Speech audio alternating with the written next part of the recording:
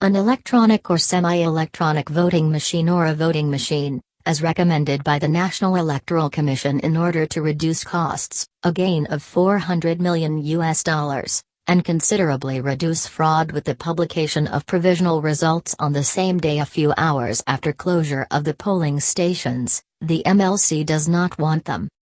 For the Movement for the Liberation of Congo, the possibility of electronic or semi-electronic voting is prohibited by the electoral law. The MLC is surprised that this method of voting is the subject of a communication from the person in charge of the commission, who knows with pertinence that Article 237 of the electoral law in force forbids it, says the press release of the Bimbist Party dated Wednesday, September 6, 2017. In this document, the executive secretary of the MLC concludes that any election under the current law cannot be conducted electronically.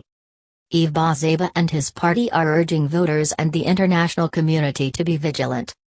As a reminder, the president of the Independent National Electoral Commission praised the voting machine before the press on Tuesday, 5th of September. Corneille Nangaa Ayobelluo insisted on the fact that the voting machine, which he promotes in view of forthcoming elections, is not to be confused with electronic voting. "We do not have electronic voting," he said.